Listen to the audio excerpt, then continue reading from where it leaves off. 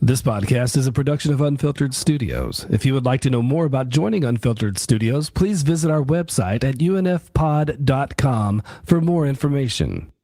Welcome back, class. On today's episode, we have a post-observation review of the movie Wicked with a special Wicked expert. All this and more in a Elphaba, Glinda, and the Fandalorians, oh my, a Wicked review episode of the Fandalorians. Teachers by day, nerds by night.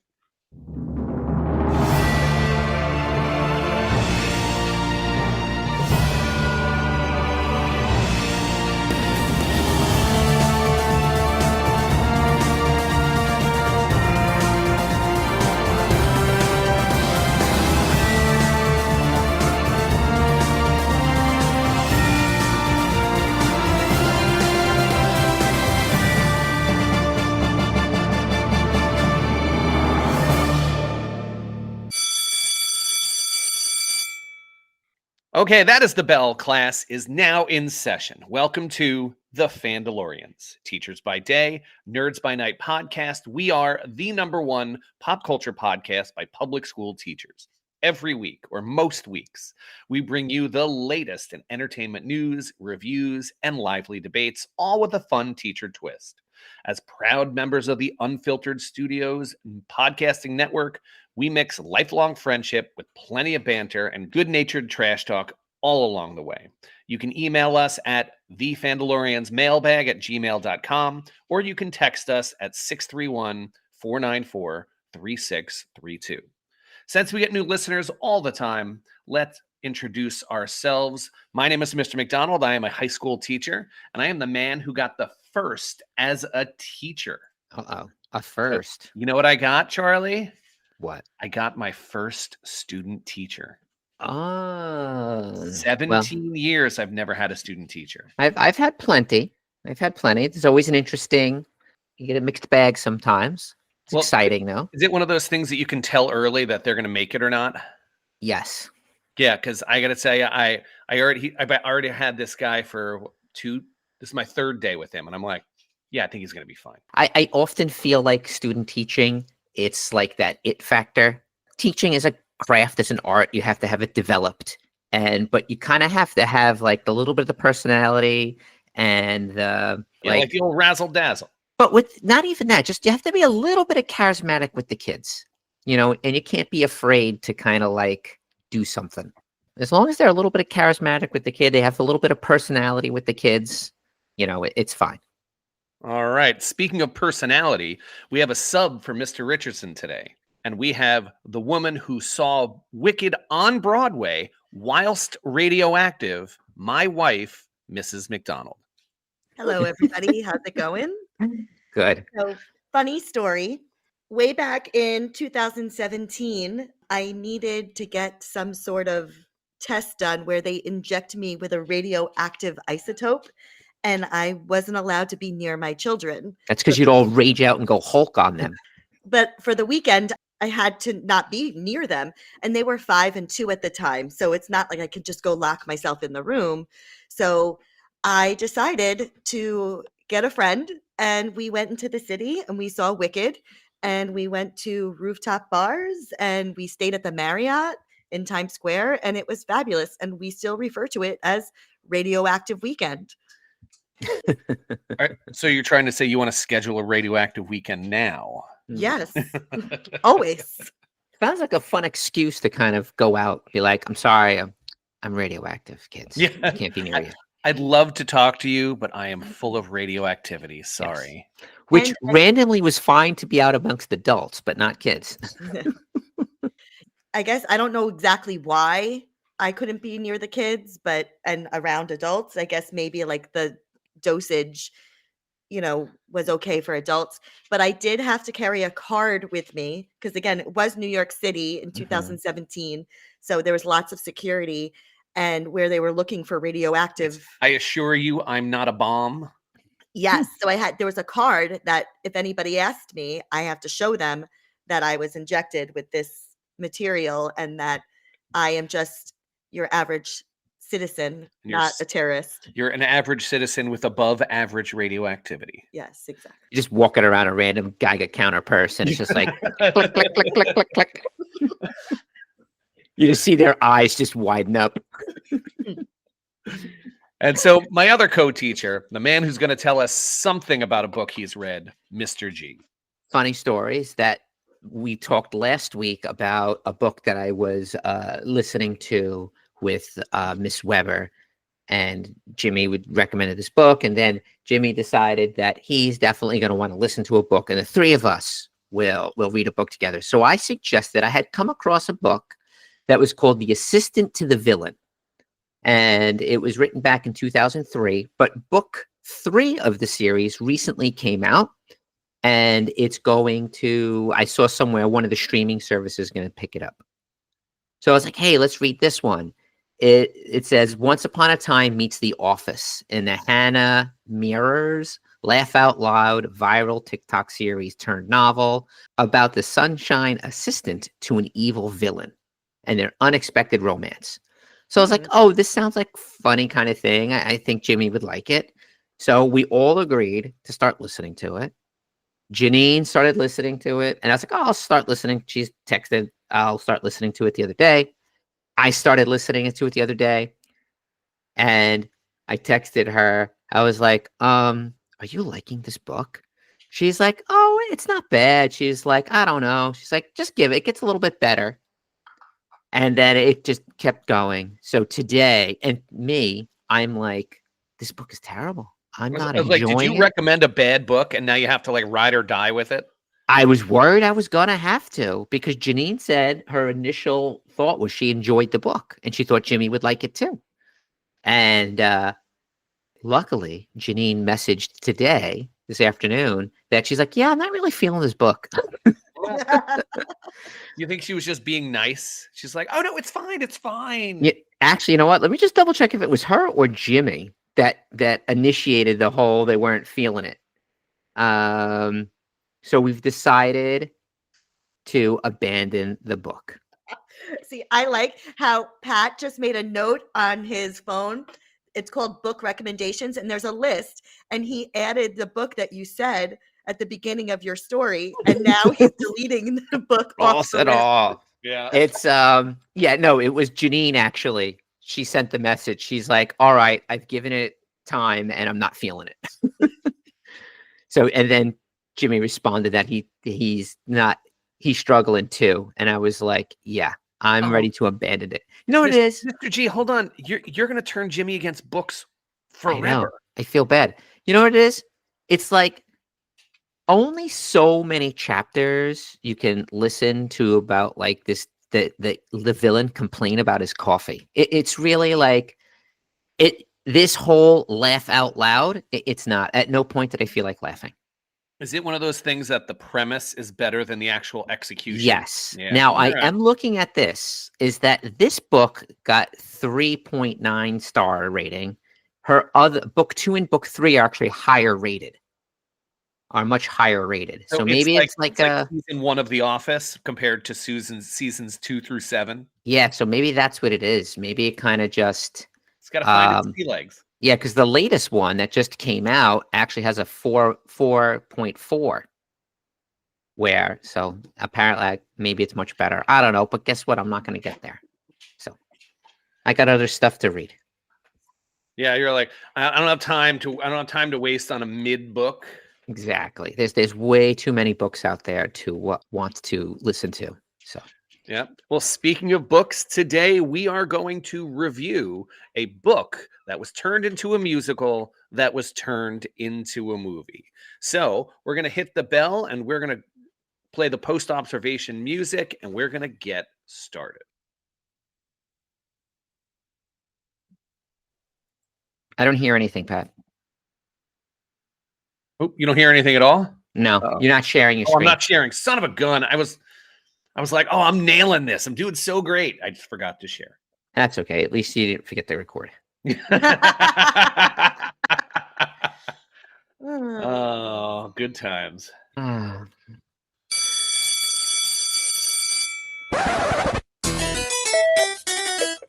Please excuse the interruption. Please excuse the interruption.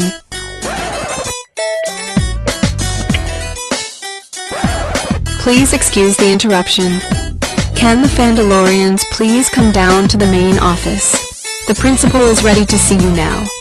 It's time for your post-observation review.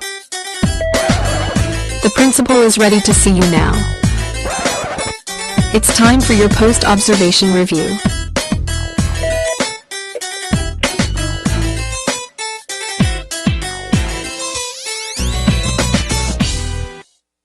Let's talk about the movie Wicked. Wicked is a Broadway musical that is based on the 1995 novel by Gregory Maguire. It came out in November, December. What was it? I feel like it was November. What, the movie? Yeah. Movie came out November. Yeah, November 2024.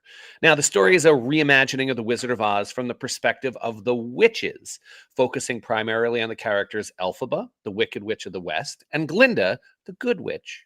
The plot explores their friendship, beginning with their time as students at Shiz University, where Elphaba is misunderstood due to her green skin and rebellious nature, while Glinda is popular and initially dismissive of Elphaba. Despite their differences, though, they form a strong bond. As the story unfolds, Elphaba becomes increasingly disillusioned with the corrupt government of Oz, led by the wizard, and her path takes her to become the feared Wicked Witch. Meanwhile, Glinda becomes a beloved figure in Oz. Themes of friendship, identity, and the consequences of power are central to this story. The musical's iconic songs, such as Defying Gravity and Popular, complement the emotional and dramatic storytelling, adding layers to the characters' journeys and relationships. Now, guys and girls, sorry, I don't want to be sexist. There are lots of questions that we are asked when we are given an observation. So we get these questions all the time. So let's start with, in general, how successful was the lesson? This is just your general thoughts about the movie as a whole. So Charlie, let's start with you. I thought it was very successful. I enjoyed it. This was a movie that I had picked way back in January of 24, that it was a movie that I wanted to see. And it was a movie that I especially wanted to see in the theater to experience the theatricalness of it. I never saw the play, but it was something that I wanted to see in the movie theater. I did read half of the book, and I did abandon the book because I did not enjoy it. But I did enjoy the movie very much. So I'm glad I went and saw it when I did. Mrs. McDonald, what do you think? I agree with you, Charlie, because I too read half of the book and abandoned it because it is very, very different. I have been waiting a long time to see this movie. Since 2017? Yes, because I'm a person who likes to watch things over and over and over again to find things that I've missed. Going to see the show, I didn't really grab hold of the story because I was so in awe of the pageantry. And you were radioactive.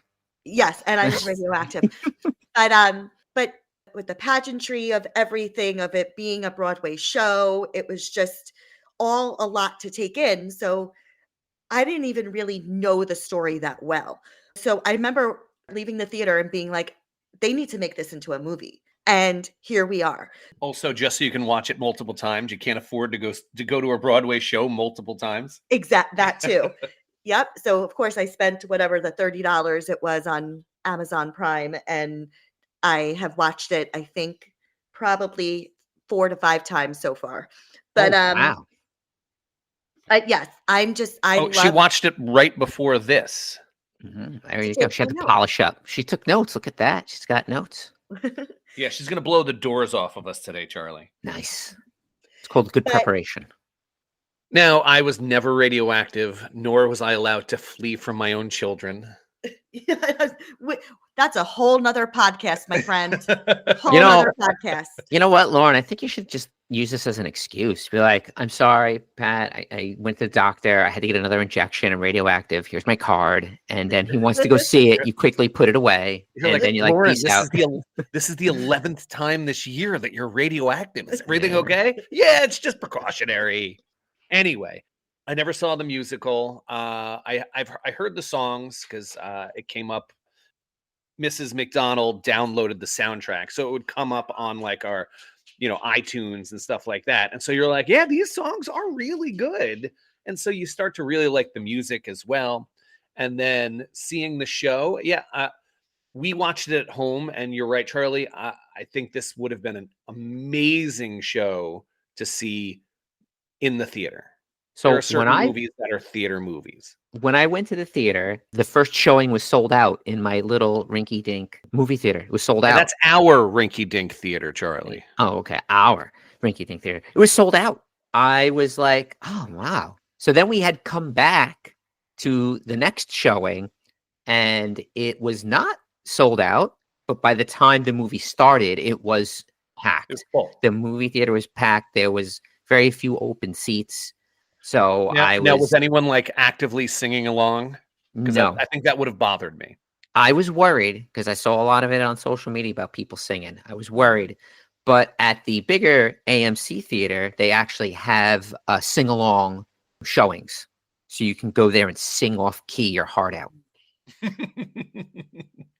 Well, there's about 10,000 high school seniors that are like, I could do this. And they're like, Exactly. Ugh.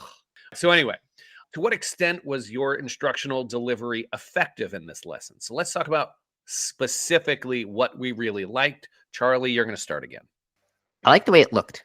I think they did a great job of overall cinematography, the visuals, the CGI, the costumes, magical feel, or like if you want to say Oz as being a magical place, like the feel of Oz being not from around here, magical place. And not to mention the singing and the acting.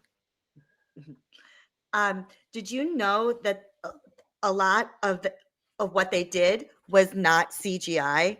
Like those tulips in the beginning, a lot of practical effect.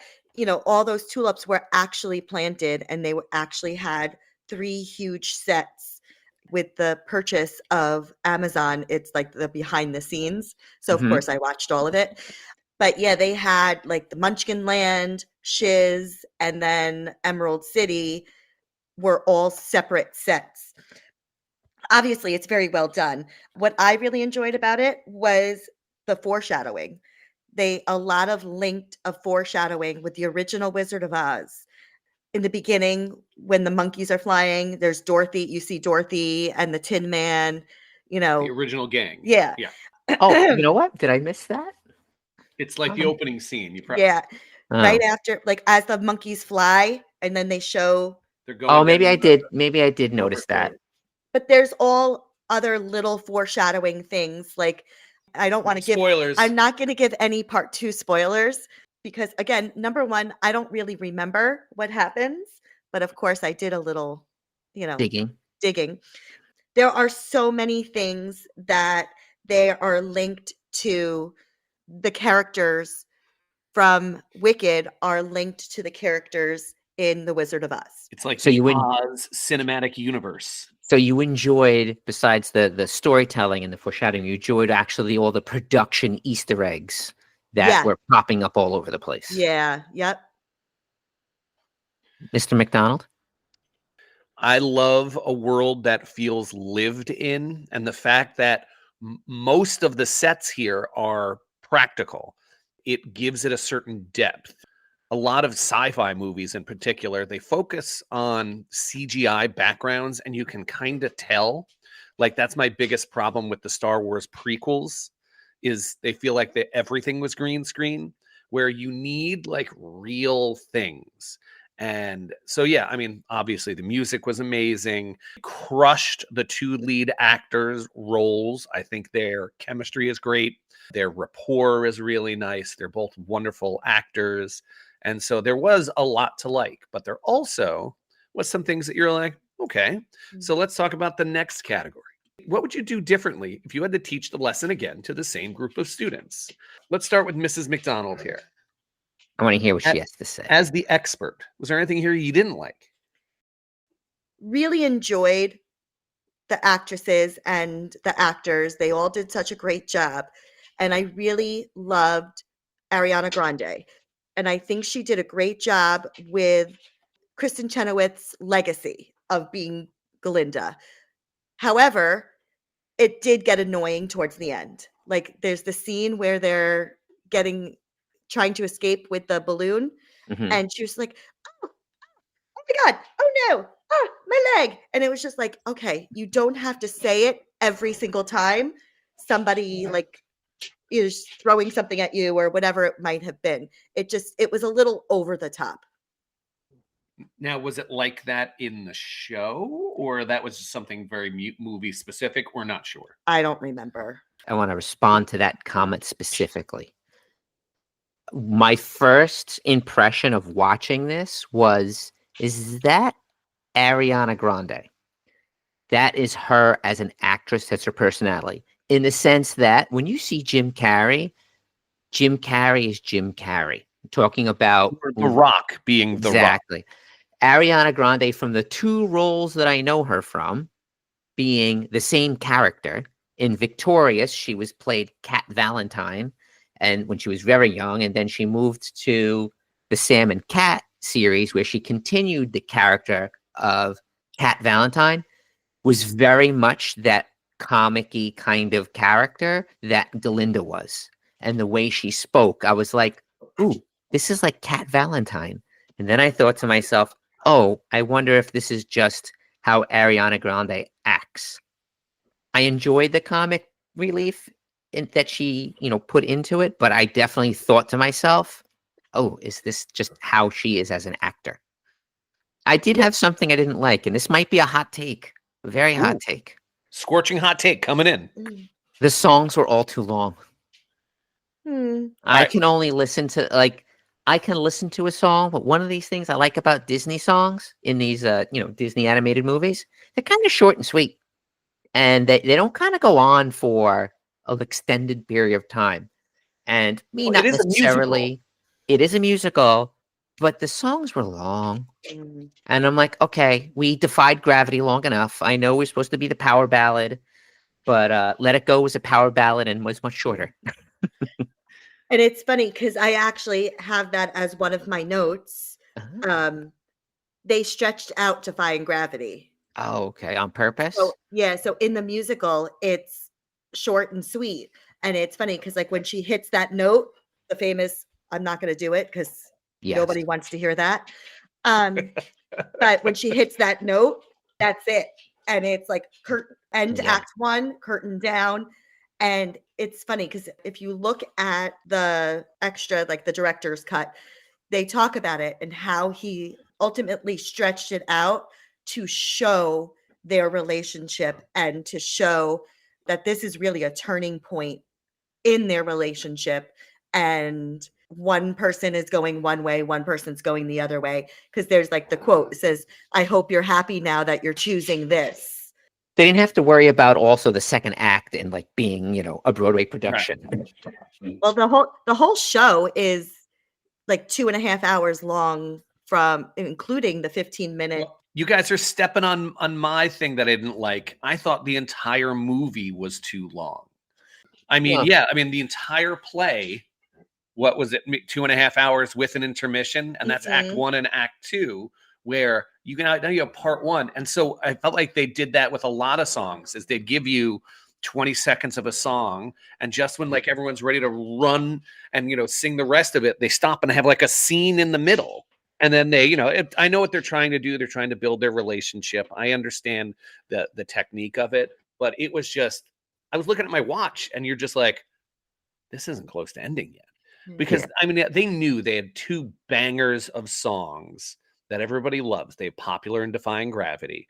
And they were like, we're going to milk every ounce out of each and every one of these scenes. Now the scenes are good. They're very good. They're just really long. Yeah, I think it was a financial from the studio point of view, but the studio is like, we're going to sit on this gold mine. So how can we mine it down to the depths before we hit a Balrog? Well, I mean, if you remember, they were doing this like a decade ago. They were splitting every final movie into two parts. They did it with Harry Potter. They did it with what was the werewolf and Twilight. Twilight. Yeah, I was like, They did it with Catching yeah, Fire. they did it too, with Catching didn't Fire. they? Yeah, they did it with a lot of those kind of movies. And Then they stretched The Hobbit out into 3 books. yeah, exactly. So I Mhm. 3 understand. movies. I should say. understand the financial motive of this, and they're like, all right, well, if we're going to stretch it, we're going to stretch it, Yeah. and we'll get to that in a later section. But yeah, I mean, look, was it a deal breaker? Absolutely not. But if I had to teach it again, I'd cut 30 minutes out of that. So anyway, so let's move on to the teacher's lounge. Now, for anyone who's never been around teachers, the teacher's lounge is where teachers just talk about the most random things. And that's what we're going to talk about now. So we're going to start with number 1. What was their senior quote? What was the best line or lines from this movie or show? Now, I'm going to go first on this one. I'm going to take it from one of the songs Popular, because first of all, that song Popular is just great, and it's really funny, and it has some great quotes, and it's just general piece of advice. They talk about, were they good orators or anything? No, they were just popular. And you're like, oh yeah, it's like high school all over again. And so I really like pretty much anything from that song. Do you guys have any specific quote or quotes? I have several, but I really you- think my favorite one.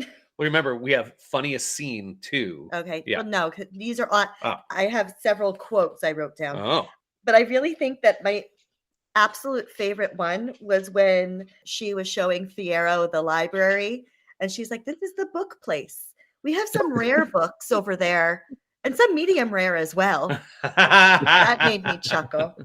And then I just love all of these different quotes where Glinda was like, "I didn't get my way. I need to lie down." Or, "Isn't it good to see me?" I think it really, I don't know what's the word I'm looking for. It's great characterization, because it Exactly. just tells you everything Glinda is. Yeah. I mean, what I thought was really interesting is what they did is they made Glinda kind of like Mean Girls ish in the beginning of the movie, because she is certainly not Yes. nice.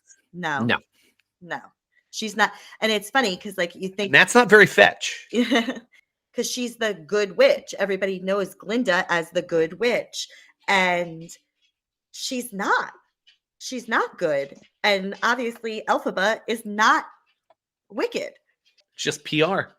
And that's another quote that the wizard says, is that what brings people together? Give them a good enemy. Yep. And It's then taken straight from history. Mhm. Glinda says, are people born wicked, or do they have wickedness thrust upon Thrust them? upon them. Yeah. Yeah, absolutely. Oh, and speaking of history, I'm sorry that my other favorite one was when she goes, "Why can't you just teach us history instead of harping on the past?" I thought that was funny. Well, Yeah, so- no. She so- definitely had the comedy that I did chuckle. Like, she was funny. Well, it's funny. So the next category is never laugh until December, the funniest moment, either intentional or unintentional. And I intentionally chose a non-Glinda part.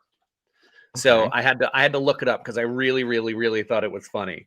And it was what is it? What's his name? Fierro? Yeah. No, but it was Fierro when he rides in on his horse and he knocks Elphaba down, and she asks him, "Are you always a tyrant who tramples on everyone?" And he responds, "No, sometimes I sleep." And I'm like, "Oh, that is really good." How about you, Mrs. McDonald? I was saying, I think my funniest moment was when right before Popular, where she was like, "Let's see, let's take off your glasses," and she was like, "Nope, nope, let's put those right back on there." That was like the 80s trope where, Yeah. she's got a ponytail and glasses because she takes the glasses off and like paint on her overalls, and all of a sudden she's beautiful. And they were like, "Oh, no, keep those back on." Absolutely. I did have an unintentionally funny part. I chuckled and I shouldn't have when Elphaba does the like silent dance. You're watching it and you're like, this is hard to watch. And I know it was kind of supposed to be hard to watch, but I'm just like, oh, I don't know. When she was in the club at the that part, yeah. It had a lot of those coming of age movie tropes, this is a coming It of is a age coming movie. of age movie, absolutely. All right, so now let's move on to the next category. Those Google slides were perfect. What is the most rewatchable moment? All right, Lauren, what was your most rewatchable moment? I, of course, loved the part where Adina Menzel and Kristen Chenoweth Oh, make their fan service. I love it. Yeah. yeah, they make their cameo, and They got their own actually songs. yeah, well they wrote that song and that part of the movie just for them. It was added on as a special part because that part is obviously not in the show. It gives like the background of The history of Oz. yes, and how the wizard got there and the grimmery and how, you know, the magic has faded. And then that's how they thought that Oz, when he came in his big balloon from Kansas, was, and he was going, Omaha, Omaha. And nobody knew what Omaha was. They thought he was reading the grimmery. They just thought he was Peyton Manning Mm. calling an audible. Yeah. What was I going to say? So he, see, you throw me off when you do those kind of things. Sorry for my non sequiturs. But anyway, I really enjoyed that part, and I love how the two Elphabas and the two Galindas, or the Glindas at that moment of the story, they connect, and it's just like It's a good passing Like- of the torch. Yeah. I was literally about to say that. Okay, go ahead. Just say it then. Well, Ready? We It's can what edit all Mr. that out. McDonald does best. Yeah, interject. Step on people's lines. Yeah. So anyway, that's the part I liked. Ooh, can we keep that part in? No, Totally. We're totally keeping that in. You should have snapped the thing right. It's on know. brand. Oh, there it is. All right. On Anyway. brand. So, Charlie, what about you? What was the most rewatchable part? My most rewatchable part is actually I'm going to rewatch this movie once it streams, which is something I don't normally ever do, but I'm going to watch it, but I'm going to fast forward all the songs. It's like when I watch Lord of the Rings, there's totally scenes that I just skip through now. So, I'm going to be skipping through the songs. are you in going this to be movie. Oh, dancing so- through the movie? Instead No, of not that dancing kind of right? skipping. Not that kind of skipping. hold on, Charlie, because I'm going to do the exact opposite. My most rewatchable scene is Popular and Defying Gravity because I just think those two songs are great. I thought Popular was fine. It just once again went way too long. It just No, after a while, I'm like, all right, we got the verse, chorus, bridge, chorus, more chorus. All right, I got it. Loathe it. Well played, well played. No, no, I mean, because it's funny. Normally, when you get movies made from musicals and they re-record the songs, you know, your first instinct is to hate it because you're just like, no, it's different. It's not the version I like. And the first time I heard all of those, you're like, I don't know if I like it because the voices are slightly different and whatever. And all of a sudden you hear it again and you're like, no, it's pretty good. And all of a sudden you're like, no, I think I like it. Yeah, so I did. I liked what was it, The Wizard and I, and Popular and Defying Gravity. And apparently, you know, Act 1 has all the bangers in it, right? Yeah. So yeah, except Act 2. Yeah, Act 2 doesn't have that many good songs except for Good, so which it's, is so it's pretty good. it is. Anyway, so yeah, for me, it's the exact opposite, Charlie. So I think All right. you're there for the story. I'm there for the music, which is Okay. fine. It's going to hit all the quadrants then. I'm there for both. So You're the glue. You're the glue. All right. Now let's nitpick a little bit. Class, what's 5 times 5? Chris, my dad has a rash on his belly. What are some things that just didn't make sense? Things that you're just like, huh? You guys All have right. any? I do. I do. All right, Charlie, go first. I do. The one thing I thought was the most interesting was the reimagining of Munchkinland. Mhm. How Munchkinland is completely different than what Munchkinland we know of from the was it 1949 movie, 39. 1939 movie, The Wizard of Oz. I remember when soon as they showed up Munchkinland, I was just like, "What? Wait, this isn't Munchkinland. Where's the Lollipop Guild? Mm. Like, where? How does that Munchkinland from the movie become the Munchkinland of that movie?" So that was one thing that I didn't understand. And then part of me was just the Nessa Rose being in a wheelchair. Mm. My first thought was, wait a minute, she's going to get cured and she's going to be able to walk. And then, I kind of looked to see how that happened. So they for the movie, they put something in there that necessarily wasn't part of the play. Oh, hold on. What- Can I go first and then you Yes. close? Okay. Yes, go ahead. Because I don't want to step on your toes. Oh yeah. Yeah, I'll wait. Yeah. Huh? But anyway, well, it's funny. Speaking of the sister, what was her name? Nessa Rose. Nessa Rose. Nessa Rose. Yeah. Things that don't make any sense. I think she's a really, really bad sister. Well, yes. And Well, she's supposed to be I was gonna kind say, she of, has, but like, not really. no redeeming characteristics in this entire first act. I don't know how it goes in the second act, but you're just like, as a character, you're just like, eh. Mhm. But yeah, that's, for me, that was the biggest thing where I'm like, they needed a better relationship between Elphaba and Nessa Rose. But Well, I think that's she also does become the Wicked Witch of the the East. Yeah. East. She's the one that Dorothy kills Yeah. with the house. Exactly. So, because if you I'm not going to notice, say she deserved it, but she was a pretty boring character. I'm not going to hit Yeah. her with a house, but yeah. Well, if you think about it, so like the father is the governor of Munchkinland, and if you notice at the end of the movie, he dies. I did not notice that. How Yeah. did he die? They just show it like as Like- Madame Marble is talking about to catch Elphaba, go get her. She's the Wicked Witch, and everybody has to go against her. Okay. And so they're listening to it like on the radio, and Uh-huh. you see the father, like it looks like he has a heart attack and he collapses All in the right. background. I did not notice that. Then somebody else becomes the governor of Uh-huh. Munchkinland. Okay. And then that's where I'm going to leave it. I'm not going to go into anything else about that. No spoilers. No All right. spoilers. So, what are Wait. some things that didn't make sense for you, Mrs. McDonald? Actually, it's funny, Charlie, that you said about Munchkinland, because Mhm. in my notes, I wrote, Bach, he's kind of tall for a munchkin.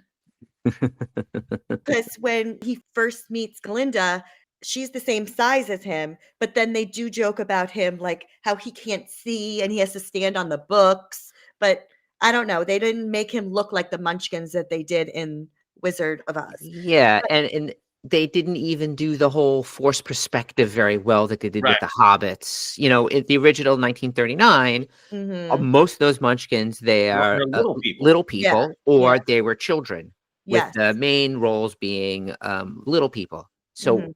they didn't go with that, but even then, they didn't even do the forced perspective that they did in Lord of the Rings to make the hobbits look small, stuff like that. Yeah. I mean, but I think it's just because that's 1939 and this is 2024. It's just so much has changed. It's a different time. in cinema. Yeah, but they But- could still have them. I Oh, just no, didn't, I didn't agree with you. understand. Perspective is the easiest way to fix this. Yeah, Yeah. I agree. But the one thing that was my main thing that I was like, that does not make sense. So, well, the green elixir, number one, because I obviously- figured that would be something that they just refer to in Act 2, or is that something they No. just never talk about? the green elixir, my question is, was her mother the only one to ever drink this green elixir? And why didn't she turn green? And why is it just the baby that turned green? But then now my thing is that when Elphaba, when she's a little girl, like going and showing the pop-up book of the wizard and how he's this magical wizard and he built a city out of emeralds and emeralds are special. Well, there's one green person. An emerald person. Why isn't she like the Why is Messiah? she? Why is she so ostracized? Exactly. Like, why wouldn't someone be Because like, it's a metaphor. hey, you're green. You're probably the one we're looking for who has the magic to read this grimoire. And she was ostracized her whole entire life until Glinda said, hey, I'm going to be your friend. And now everybody's her friend. That's the most thoughtful thing I've heard about this movie. Because most people are all up in arms about, well, how come she doesn't bathe and the water and this and that? And, oh, Elphaba never showered? Kind of thing. Mr. McDonald, in the book, they do go into that. There's a big portion of the book that's about her childhood growing up and how she doesn't necessarily bathe and things like that. So she stays away from water, and it kind of goes into all of that. And Yeah, but that's a Really good thing touch about the up green a lot. Red, elixir. Like, we bathe a lot. Yeah. Yeah. But also, if you notice, Madame Marble, Oh, with the umbrella. yeah, that she says, weather is my specialty. I did notice that mhm. So that comes into play later on as well in Act 2. in Act 2. All righty. Let's take a break and let's talk about how you guys can support the show. So you guys can go check out the merch by heading to tpublic.com and you can get anything there that they make. T-shirts, hoodies, hats, whatever you want with our logo on it, and all of our proceeds go to Laney's Legacy of Hope. Laney's Legacy of Hope is a nonprofit organization that engages in fundraisers and activities to provide assistance to families with someone suffering from pediatric cancer. It is volunteer run. There's no CEO, no board. So when you donate, 100% of the funds go directly to the families. 100% of our cut goes directly to Laney's Legacy of Hope. You can check them out at laneyslegacy.org. And then lastly, if you live on Long Island like we do, you can check out Red Shirt Comics in downtown Port Jefferson Village for all of your comic needs. Tell Mr. Darby the Fandalorians sent you, and he's going to give you a high five. And for those listeners who don't live on Long Island, move here. No, I'm kidding. No, but just remember, shop at your local comic shops. Shop local. Let's keep going. The next category is, Mr. G, can I go to the bathroom? What was the slowest part or character of the show or movie? I already kind of said mine. I said Nessa, the sister, is kind of the slowest and weakest part because you're just like, there's not enough of the character for me to do it. So yeah, I mean, and this is a 2.5 hour movie. There were some parts that could have been cut. But what do you guys think, Mrs. McDonald?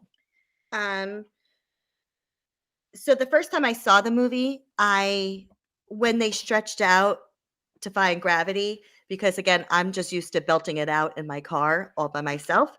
And so, when I was watching it, I just wanted to keep singing, and then they would stop it and then do a scene and then sing a part, stop it, do a scene.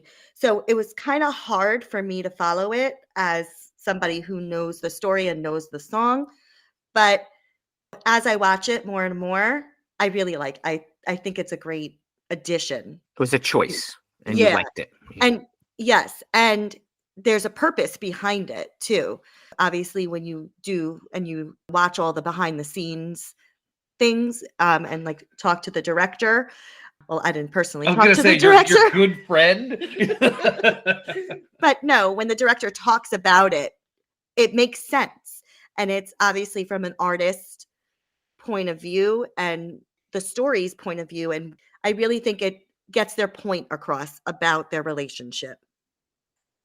To me, what part was really slow and super drawn out was Jeff Goldblum's Oz. He was a good Oz. I mean, but like what color should the road be? That kind of stuff. That whole part where he sang his song, like when he was like dancing through his little model. Yeah. And I'm like, once again, I'm like, this is way too long. Yeah. There's a lot of like unnecessarily long, drawn out parts. But it's funny, actually, if you listen to his song, he talks about how he wants to be a father and that he looks at Elphaba as like a daughter type figure. And then also in his song, he talks about how everybody deserves a chance to fly. And that's a main lyric of Defying Gravity, is that since somebody told me lately, everybody deserves a chance to fly. And his song connects with her song. Now, Charlie, I'm looking through her copious notes here. Did you even teach today? I did. No, I did teach, but today was my double prep day. Oh, okay. So, Shit, and we some had time. indoor recess. So I get kicked out of my classroom. So I had some extra time. But then most of these notes were really from after school when I rewatched the movie. No, There you because go. it's funny. I mean, I did teach homophones and natural resources. Well, there you If you go. ask the children in room 11, they probably won't remember anything. no, I mean, because the takes you're making are incredibly well Yes. thought out, and you're so prepared. And I'm like, wow, I feel even more unprepared. But also I watched the movie several times, Yeah. and these are all things. Mr. G and I had this whole conversation already about The You green. guys the- prepped? The emerald. Yes. No, we had a before school special one day, like Yes. 3 weeks ago. And then someone stopped in. Who? Someone joined in and was talking about it. Juliet. Too. It's Yeah. Juliet. Juliet. So, but I've had these thoughts for quite some time. Yes. So it's not just all from today. All right. Let's look at the next category. Did you make plans for next week yet? So, Charlie, this is pretty much for you and I because Lauren knows too much. I do. So, I'm going to. what happens the next day? What do you think's going to happen in Act 2, Charlie, without getting into too many specifics? Well, I mean, because we know how it ends. yeah. So we need to know, like, Nessa Rose has to have her villain arc more fleshed out. Like, I know she's hurt because of Bach and that. Yeah, because Which- she likes the redheaded kid. Yeah, Bach. Yeah. And what I don't understand, Mrs. McDonald, and I don't know, Miss McDonald, I don't know if you don't know this, but Bach is rumored to become the Tin Woodman, correct? Is that what it is? No comment. No, she can, because this is what annoyed me about this next thing I want to say about that, right? He's rumored to be. He's You are allegedly correct that there is a rumor. okay, he's allegedly going to become the Tin Woodman.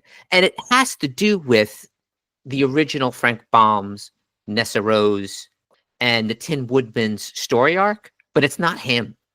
The Tin Woodman is not named Bach. He actually has a name. That I don't know. Because I, Mrs. McDonald, Ooh. have that special ability where once I read stuff, I go on these random tangents. And I've listened to 4 of the Wizard of Oz books. Oh, wow. So the Tin Man is named Nick Chopper. It's not Great Bach. name. That's a strong name. My name is Nick Chopper. What do you want to be when you grow up? Yeah. A pilot. No, you're going to be a woodsman. And the funny thing is, it's the story with why he become and how he becomes the Tin Woodman is like, well, Nick Chopper is dumb because of how he becomes the Tin Man. He basically did it to himself. So he didn't really need the heart. He really needed the brain. He's tin because he just couldn't stop cutting off his own body parts. Oh, Like intentionally or unintentionally? What happens in the books is that it's assumed that it's Nessa Rose enchants, there's a love triangle or something. Her heart gets broken. So to get back at him, she enchants this hatchet. And when he uses it, he swings the hatchet and chops his leg off. So he's like, oh no, my leg. He gets the actual tinsmith to put on a new leg. So what does he do? He goes to work the next day. He swings the axe and chops off his other leg. So wait, hold on. Are we sure he's good at his job? He's terrible. He keeps chopping off his body parts one by one till all that's left is tin. Doesn't he have a friend that's like, hey, dude, maybe you should get another job? Yeah, exactly. So why I'm saying the Tin Man, he should really have gotten a brain, not a heart.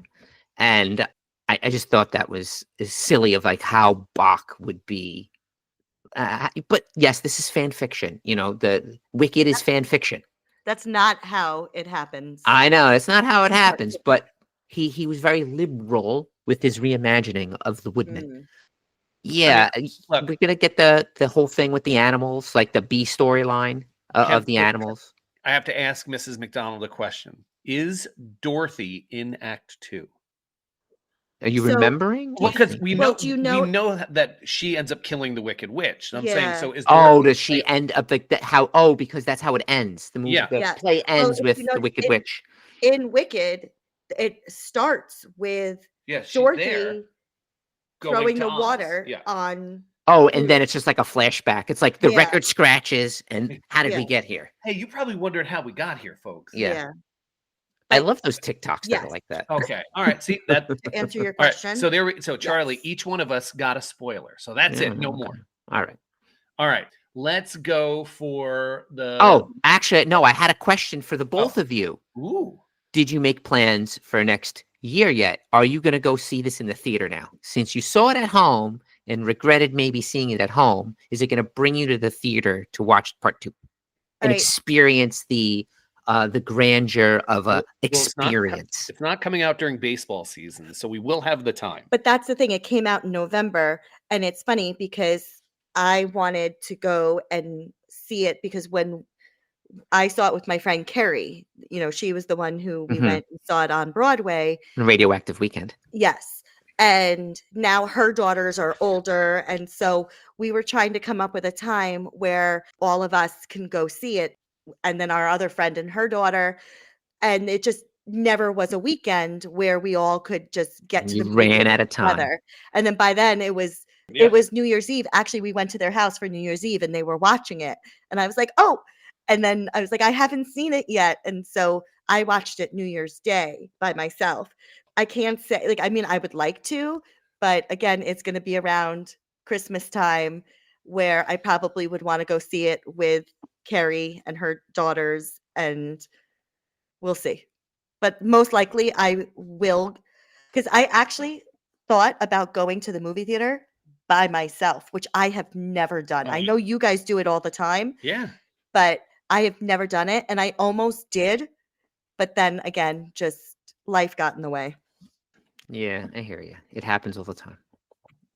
So, Mr. McDonald and Mrs. McDonald, the McDonalds. Oh, by the way, Mrs. McDonald, do you know how many times I've heard a kid say they've had Mrs. McDonald's? Oh yeah, all the time, I get that in high school. all the time. McDonald's? I'm Mr. McDonald's. Yeah. You Yeah. like you own the restaurant. I You're like, wish. no, it's McDowell. So, who is the star student in the class? Who is getting the Ultimately, sticker? you're going to have everyone's going to come down to two choices. Mhm. Was it Elphaba or was it Glinda? So for me, my star student is, we mentioned it already. I also just feel like it was the more fun part. I'm going to go with Ariana Grande, the actress who played Elphaba. I thought she was great, but it's she's the straight man to the funny character. And so it's just not as fun as a part. I mean, I do like a good villain turn. I have a feeling I'll like her more in the second movie, but I think Glinda just crushed this movie. Yeah, well, Cynthia Erivo, it's almost one of these things where I hate to use the phrase catching lightning in a bottle, but the casting Mhm. with these two is definitely the gold Yeah. star winner. They Definitely have- gets the gold it's star. such The chemistry. casting was perfect in this You're movie. giving the gold star to the casting director. Yes, well that played. Well played. And the goat, because Yeah. it kept, I don't know The about goat. you, but every time the goat spoke and he was like, it Well, kind of like you know who made the me voice laugh. of the goat was? Who? It was Peter Dinklage. Oh, you know Mhm. what? It's funny. I'm looking at the cast right now, and I'm like, where was he? I didn't remember seeing him. Right. Mhm. Because you heard him. I heard him, but that actually made me laugh. And thinking about it right now, when he would just go, and then like every now and then, Yeah, it's like you could tell. Belinda would kind of. Do you think the director's like, great job, Peter? We just need it to be a little more goaty. Oh. Little fun fact, by the way, the horse that Fiyero rides in Wicked is the same horse he used in Bridgerton because he had such a connection with that that horse. horse. Little fun fact for you. Wow. He's So- like, I'll ride a horse, but it has to be Steve. Oh no! And now I want to know the name of the horse. Yeah. Name of the horse. Speaking of Lord of the Rings, Charlie, Aragon, he loved his horse so much during that movie, he bought the horse. Oh yeah. Yeah. Viggo Mortensen bought the horse. It's funny. I accidentally hit Warhorse. Name of the horse in Wicked. The horse. Maybe His name Lauren- was Jack. Jack. Maybe Lauren's best friend, the director, Yes. could tell us. Possibly. Oh, actually, I wonder if that's the horse's real name or if that's just the name of the horse in the movie. Anyway, So, all right. yeah, So, Jack. Lauren, who's your star student? I have to say Ariana Grande. Yeah. I think she did an amazing job. She makes you chuckle. And again, she connected with Kristen Chenoweth, which, Channeled her. yeah, yes. All right, so let's talk about who ate my lunch. What prop or memorabilia from this movie would you want to have in your house? Oh, this is easily hands down. I know what it is. What do you think? I don't know what I want to know what you think, but I know what I think. You want us to go first? Yeah. Um, Mostly because I can't think of what it's called right now, and it's at the tip of my Need 30 tongue, seconds to and I'm Google. trying to stall. Are you thinking of the Grimmery? Yes, the Grimmery. Yeah, the book. I'd want to have the book. You put it on your bookshelf. What's that? It's the Grimmery. And then Yeah. you go over to it and go, oh my. You know. That or I'd walk around with Galinda's wand and be like, is this thing on? Yeah. Ball gown. No, I actually, speaking of ball gowns, I would love to have Glinda's wardrobe. All of it? All of it. Okay. All of it. the And- pinkness and everything. The fact that like A lot everything, of pink. I would have to change a few of the colors, but the dresses are also pretty, and the things that open by themselves and like then they clean up themselves. Yeah, that's true. So I was yeah. very excited about that. All right. So for me, I want the Wizard of Oz's head. Like You the want puppet Jeff head. Goldblum's head just like No, on the chest? no, not Jeff. I don't want someone to cut off Jeff Goldblum's head. No, but I want, you know how they have, because that Yes. was entirely practical effects. Oh, really? That was an actual Yeah. machine? That fake head when he spoke through it, and that I just want it, and I'm going to put it in front of my classroom, and it'll be like, Mm. get to work. Ooh, or the model of Oz. That would be Yeah, cool. that little, Mm. we could change the color of the Yeah. road. That'd have been fun. No, but I think the Grimmery or the Wizard of Oz's head or dresses, depending. Yeah, I mean, they're all good choices. I mean, I Here- don't wear a lot of dresses. Here's a fun fact for you talking about changing the color of the road. In the book, all the Munchkins actually are not very happy with Oz because he taxed them to build the Yellow Brick Road. So they're all upset. Interesting. It was about taxation. Who would have thought? Without Yeah. representation. Yeah. Mhm. Ooh. Are we teaching this again? Are we teaching this again next year? Will there be another Wicked movie? I mean, There other than is- the one that comes out next year. I'm saying, There are, are okay. they going to go back to the well? There are, I'm just looking how many books are in the series, and I think it's 4. Is it There the are- Wicked series or the there Wizard of Oz series? No, there are 4 books. There's Wow. Wicked, Son of a Witch, Out of Oz, A Lion Among Men Huh. are called the Wicked Years. Ooh. Mm. Son of a Witch sounds pretty fun. And then, Interesting. so I think they is will. is there enough fervor to make another one? You know, now, Mrs. McDonald, the second you said you watched the director's cut, it made me think of way back when, before streaming was a thing. Back in my day, the DVD set of Lord of the Rings, when that dropped, the special edition, not only it came in like a book, so like the actual DVD box looks like a book, but then it also came with like a little figurine, which I have the figurine. So each Lord of the Rings movie, 3 of them, has a little figurine, and then it also, like I said, the DVD looks like a book. And in that book, you open up and there's all these DVDs, and there's like director's cut, and then there's not the director. Yeah, there's director's cut extended edition.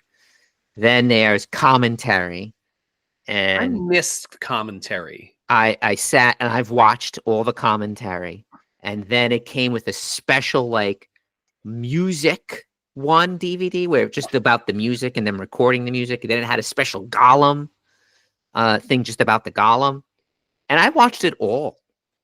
So I feel like the people that are doing Wicked, if they do this right and decide when they release their DVD release, because, physical media is actually, a thing these days. It's like coming back. Yeah. Well, you want to know something funny? So It's a gold mine if they do it like as a thing. Yeah. I mean, yes. Like, you know what teenagers are buying again? They're buying digital cameras because My they want a daughter camera wants that's one. not their phone. Yep. My daughter wants one. Yeah, see? And it's like, because I remember for a while it was Polaroids came back. Now it's Yep. digital cameras coming back. Yep. Interesting. Yeah. Let's start wrapping this up. Can you believe she asked that at the end of the meeting. So is there anything else you want to discuss about this show or the movie? I got something really quick. I really miss like directors and actors' commentaries on DVDs. They need to bring those back. I mean, but because once DVDs were killed, all those special features kind of died with it. And it was always so informative. I always felt like I learned so much. Like my favorite one was the one for Armageddon because Ben Affleck did it and he could not have cared less. And he just made fun of the movie during the director's commentary. And I was just like, this is hysterical. And, you know, they got to figure out a way how to do that again. Yeah, I always liked when they had the blooper reels. Yeah, well, I also love any movie that ends with bloopers in the credits gets a grade raised for me. I love it. No, it's something that I caught on to, and I'm thinking because it was in the book. I can't remember because again, it's been so long since I attempted to read the book, and it's been so long since I've seen the show. But the words in Oz, there's different vocabulary. And so actually I did do a little bit of research and there's like a study guide for like, you know, English classes. Like translations. Yeah. So like words like confusifying and splendorific. Or braverism and hideous or because they're words or congratulations, right? Like they're words that are specific to Oz.